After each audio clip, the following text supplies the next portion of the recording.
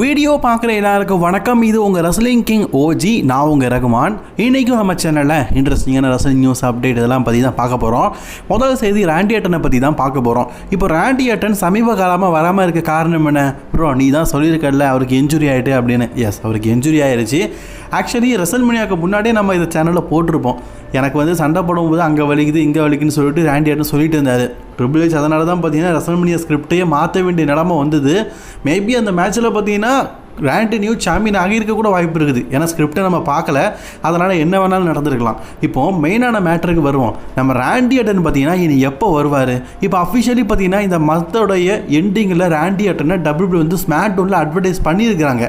அப்படிங்கிற போது ராண்டி Ardern return ஆகிறதுக்கு வாய்ப்புகள் அதிகமாக இருக்குது. அதை பற்றி தான் நான் சொல்லியிருந்தேன். ராண்டி ஆர்டன் ரிட்டர்ன் ஆனாலும் ராண்டி ஆர்டன் பார்த்தீங்கன்னா சிகுலரான ஒரு இன்ஜுரியில் தான் இருக்கிறாரு. அது அவரை கோமா ஸ்டேஜுக்கு கூட்டிகிட்டு போகும், ஏன் அவரை சாகடிக்க கூட செய்யும் அப்படிங்கிற மாதிரி சொல்லப்பட்டிருக்குது. என்ன ப்ரோ சொல்கிறேன், நான் தான் முகேஷ், இதை சாப்பிட்டா செத்து போயிருவீங்க அப்படின்னு தான் நம்ம கேள்விப்பட்டிருக்கிறோம்.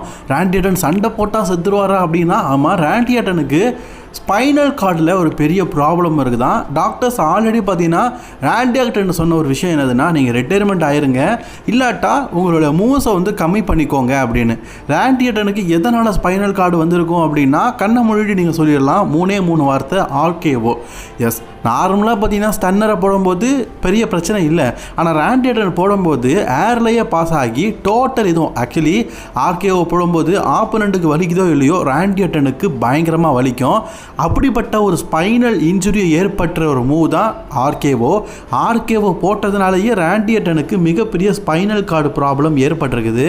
இதனால தான் டாக்டர்ஸ் இதுக்கு முன்னாடி யூஸ் பண்ணாதீங்க, வைக்காதீங்க அப்படின்னு அட்வைஸ் பண்ணாங்க.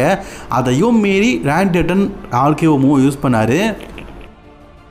விளைவு என்னாச்சு? இப்போ ராண்டி ஆர்டனுக்கு ஸ்பைனல் கார்டில் ஒரு பெரிய ப்ராப்ளம் இருக்குது. டபிள்யூபிள்யூ பார்த்தீங்கன்னா இனி வரும் காலங்களில் ராண்டி ஆர்டனை இதுக்கு முன்னாடி காட்டின மாதிரி காட்டுறதுக்கு வாய்ப்பு இல்லை.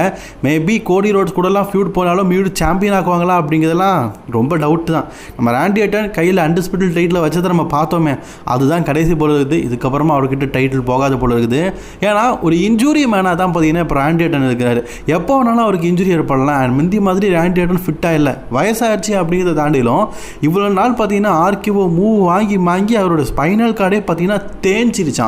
இதுக்கப்புறமும் போட்டால் டிஸ்லோகேஷன் ஆயிடுச்சுன்னா நரம்பு மண்டலம் பாதிக்கும், அவருக்கு பார்த்தீங்கன்னா உடல் செயல் இருக்கும். ஏன்னா முதுகு தண்டு எலும்பு தான் மெயின் எலும்பு.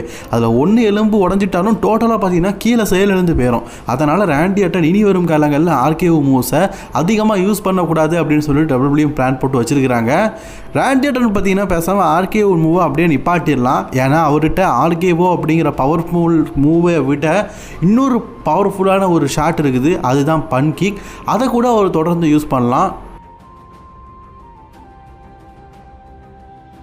சரி, இதை தொடர்ந்து இன்றைக்கான ரெஸ்லிங் செய்திகளை பற்றி பார்க்கலாம். அதுக்கப்புறம் நண்பா, முதல்ல யாராவது வந்திருக்கீங்களா? நிறைய பேர் வந்திருக்கிறீங்களே, மறக்காமல் சப்ஸ்கிரைப் பண்ணிக்கோங்க. பெல் ஐக்கானுக்கு மூலியமாக தினமும் ரெஸ்லிங் செய்ய தமிழ் தெரிஞ்சுக்கோங்க. இந்த கமெண்ட் செக்ஷனில் ஹைப்புன்னு ஒரு ஆப்ஷன் இருக்குல்ல, அதை லைட்டாக கிளிக் பண்ணி விட்டுக்கோங்களேன், கொஞ்சம் ரெக்கமெண்ட் ஆகிறதுக்கு ஹெல்ப்ஃபுல்லாக இருக்கும் நண்பா. இப்போ ஜேக்கப் ஹார்ட்டுக்கும் ரோமன் ரெயின்ஸுக்கும் பார்த்தீங்கன்னா கிளாஸ் இன் இட்டாலியில் ஒரு மேட்ச் நடக்குது. இது காம்டோ மேட்ச் அப்படிங்கிறதுனால பெரிய லெவலில் எதிர்பார்ப்பு இருக்குது. ஆக்சுவலி இதுக்கு முன்னாடி இதே மேட்ச் ஜே ஊசோக்கும் ரோமனுக்கும் நடந்திருக்குது. எஸ், அப்புறம் நமக்கு தெரியும், எந்த பொருளை வேணாலும் எடுத்து அடிக்கலாம், எப்படி வேணாலும் சண்டை போடலாம். இந்த மேட்ச் பங்கமாக இருக்கும். ஆல்ரெடி இந்த மேட்ச் பார்த்தீங்கன்னா ஒரு 6 மேன் டாக் டீம் மேட்சாக நடக்குன்னு பார்த்தோம். பட் ஆனால் இதை ஒரு சிங்கிள்ஸ் மேட்சாகவே நடத்துகிறாங்க. சரி, இந்த மேட்ச்சில் யார் வெற்றி பெறுவா? கண்ணை மூடிட்டு சொல்லலாம், ரோமன் ரெயின்ஸ் தான் வெற்றி பெறுவார்ப்பா. அவரை வீழ்த்ததுக்கு ஜேக்கப் ஹார்ட் வளரல அப்படின்னு நம்மளால் சொல்ல முடியுதா? சொல்லுங்க பாப்போம். முடியாது இல்லை. ஏன்னா ஜேக்கப் ஹார்ட் ரோமன் மட்டும் இல்லை, ஜே மட்டும் இல்லை, ஜிம்மி மட்டும் இல்லை, 3 பேரை ஹேண்டில் பண்ணுற அளவுக்கு ஒரு மிகப்பெரிய ஆளாக இருக்கிறாரு. ரோமன் ரெயின்ஸ் பார்த்தீங்கன்னா பிளட் லைன் பரம்பரைனா நான் நக்கி பரம்பரை அப்படிங்கிற மாதிரி டைட்டில் நக்கி காட்டி இந்த சாம்பியன்ஷிப்பை கூடிய சீக்கிரம் வின் பண்ணுவேன் அப்படின்னு காட்டியிருக்கிறாரு. பேக்லாஸில் அவர் பண்ண சம்பவம்லாம் நமக்கு ஞாபகம் இருக்குதே, உண்மையிலேயே கொலவரி ஆட்டம் ஆடியிருப்பார். அப்படிப்பட்ட சுச்சுவேஷனில் இப்போ பெட்டிங் ஹார்ட் முழுக்க பார்த்தீங்கன்னா ஜேக்கப் ஹார்ட் பக்கம் சாதகமாக அமைஞ்சிருக்குது. அதாவது ஜேக்கப் ஹார்ட் ரோமன் ரெயின்ஸை வீழ்த்ததுக்கான வாய்ப்புகள் ரொம்ப அதிகமாக இருக்குது அப்படிங்கிற மாதிரி சொல்லப்பட்டிருக்குது. ரோமன் ரெயின்ஸ் இப்போ தான் சாம்பியன் ஆனார். சாம்பியன் ஆனால் 2வது பேப்பர்லேயே தோக்க வாய்ப்பு இருக்கான்னு கேட்டிங்கன்னா வாய்ப்பு இல்லை தான். பட் இருந்தாலும் WWE பார்த்தீங்கன்னா ஃப்யூச்சரை கணக்கில் எடுத்துக்குவாங்க. அதாவது ஜேக்கப் ஃபாட்டோ இப்போ மிகப்பெரிய ரெஸ்லர் அப்படிங்கிறத தாண்டிலும், மிகப்பெரிய ஜாம்பவான் அப்படிங்கிறத தாண்டிலும், நல்லா சண்டை போடாரு அப்படிங்கிறத தாண்டிலும் அவங்களுக்கு ஃப்யூச்சர் தேவைப்படுது. ரோமன் மாதிரி ஒருத்தர் உருவாக்கணும் அப்படின்னு தான் ஹோப் ஆஃப் ஃபேமை தேர்ந்தெடுத்து வச்சுருக்காங்க. ஆனால் ரோமன் குடும்பத்திலேயே ஒருத்தர் உருவாக்கணும்னா அது ஜேயை உருவாக்க முடியாது, ஜிம்மியை உருவாக்க முடியாது, ஜேக்கப் ஃபாட்டோ கண்ணை மொழிட்டு சொல்லலாம். இப்போ நான் அவங்கள்ட்ட கேட்குறேன், ரோமன் ஜேக்கப் ஃபாட்டோன்னு சொல்லும்போது ஜேக்கப் ஃபாட்டோ என்ன அடிமை மாதிரியா இருக்கிறாரு? இல்லை, அவரை பார்த்தாலே பயங்கரமாக இருக்குது, முகத்தை பார்த்தாலே பார்த்தீங்கன்னா முகத்தை பார்த்தாலே கொடுறமா இருக்கியா அப்படிங்கமா இருக்குது. ஒரு ரெஸ்லர், ஒரு ஹீல் கேரக்டர், ஒரு பயங்கரமான ரெஸ்லருக்கு முகபாகவனை அப்படிங்கிறது எந்த அளவுக்கு பயங்கரமாக இருக்கணும் பிராக் லெஸ்னர் மாதிரி, அது எல்லாமே பார்த்தீங்கன்னா ஜேக்கப் ஃபாட்டோகிட்ட இருக்குது. அதனால் அவர் ரோமன் ரெயின்ஸை வீழ்த்துறா கூட பெருசாக ஒரு இம்பாக்ட் இருக்காது. எப்பா ரோமனே வீழ்த்துட்டாருப்பா அப்படின்னு தான் சொல்லுமே தவிர்த்து ரோமனை வீழ்த்துறதுக்கு தகுதியெல்லாம் ஜேக்கப் ஃபாட்டுக்கு இருக்குதா அப்படின்லாம் கேட்க மாட்டோம். அதனால தான் ஜேக்கப் ஃபாட்டு வந்து கிளாசின் இட்டாலியில் நியூ சாம்பியனாக வாய்ப்பு இருக்குது அப்படிங்கிற மாதிரி சொல்லப்பட்டிருக்குது. அதான் சொல்கிறோம்ல காய்ஸ், டபிள்யூபிள்யூக்கு பார்த்தீங்கன்னா ஃப்யூச்சர் அப்படிங்கிறது தேவை.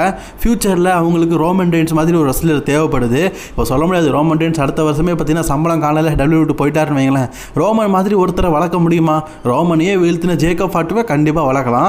அந்த ஒத்த காரணத்துக்காக நான் சொன்னேன், இந்த ஒத்த காரணத்துக்காக வேணால் ஜேக்கப் ஃபாட்டுவே டபிள்யூபிள்யூ நியூ சாம்பியன் ஆகலாம். பட் ஆனால் இவ்வளோ குயிக்காக மாற்றுவாங்களா? அது டவுட்டு தான். சரி, வெயிட் பண்ணி பார்ப்போம். சரி, நான் உங்கள்கிட்ட கேட்குறேன், கமெண்ட் செக்ஷனில் நான் நல்லா இன்றைக்கி நோட் பண்ணி பார்ப்பேங்க. ரோமன் பக்கமா நீங்கள் ஜேக்கப் ஃபாட்டு பக்கமா? வழக்கமாக ரோமன் ரெயின்ஸா கோடியா, ரோமன் ரெயின்ஸா ப்ராகான்னு கேட்கும்போது நிறைய பேர் ரோமன் ரெயின்ஸ் சப்போர்ட் பண்ணுவீங்க.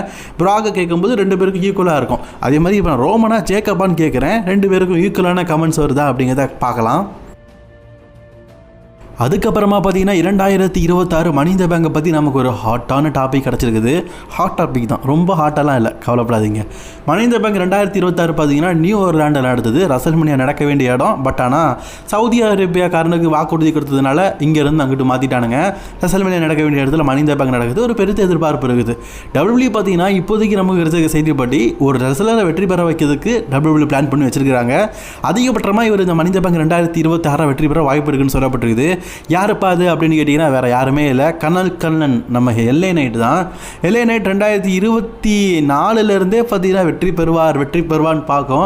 ஒரு பக்கம் ட்ரூ தூக்கிட்டு போயிடுவார், இன்னொரு பக்கம் பார்த்தீங்கன்னா செதரான்ஸ் தூக்கிட்டு போயிடுவார். இவருக்கான மணி இந்த பேங்க் அப்படிங்கிறது தள்ளி போய் நாசமாகவே போயிடுச்சு, வாய்ப்பே கிடைக்காம போயிடுச்சு. பட் ஆனால் இப்போ நமக்கு கிடைச்சிருக்க செய்தி என்னென்னா, இந்த 2026 அப்படிங்கிறது எல்ஏ நைட் தான். ஏன்னா எல்ஏ நைட் வெல்டன் எல்லாமே ஓகே அப்படிங்கிற மாதிரி ஆகிட்டு அவர்கிட்ட கொடுக்க வேண்டியது ஒன்றே தான், ஒரு heavy weight championship, undisputed championship. அதுக்கான எல்லா தகுதியும் எல்லா வாய்ப்பும் இப்போ எல்ஏ நைட்டில் இருக்குது. ஸோ அவரை க்ளீனாக ஒரு மேட்ச்சில் வெற்றி பெற வைக்கிறத காட்டிலும் மணி இந்த பேங்க் வின் பண்ணி அவர் வந்து கேஷிங் பண்ணி வின் பண்ணால் அது ஒரு மூமெண்ட்டாக இருக்கும். அப்படிங்கிறதுனால 2026 மணி இந்த பேங்கை எல்ஏ நைட்டை வெற்றி பெறதுக்கு வாய்ப்புகள் அதிகமாக இருக்குது அப்படிங்கிற செய்தி கிடச்சிருக்குது. ஆக்சுவலி கடந்த 2 வருஷமாக செய்தி வந்துட்டு தான் இருந்தது, தலைமை வின் பண்ண பாடு இல்லை. இப்போது 3 மாதத்துக்கு முன்னாடியே இன்னும் டபிள்யூபிள்யூ பார்த்தீங்கன்னா மணி இந்த பேங்க் நடத்துறதுக்கு 3 மாதம் இருக்குது. அதுக்கு முன்னாடியே பார்த்தீங்கன்னா எல்ஏ நைட்டு தான் வெற்றி பெறுவார் அப்படிங்கிற மாதிரி வந்திருக்கிறத பார்க்கும்போது ஆச்சரியமாக தான் இருக்குது. அண்ட் காய்ஸ், ஒரு முக்கியமான விஷயம், வழக்கமாக சம்மர் ஸ்லாமுக்கு முன்னாடி மணி இந்த பேங்க் நடக்கும். இந்த தடவை சம்மர் ஸ்லாமுக்கு அப்புறமா மணி இந்த பேங்க் நடக்குது. அதனால் மணி இந்த பேங்க் வெற்றி பெறவங்க ரசல்மனியா தான் கேஷிங் பண்ணுவாங்கன்னு நினைக்கிறேன்.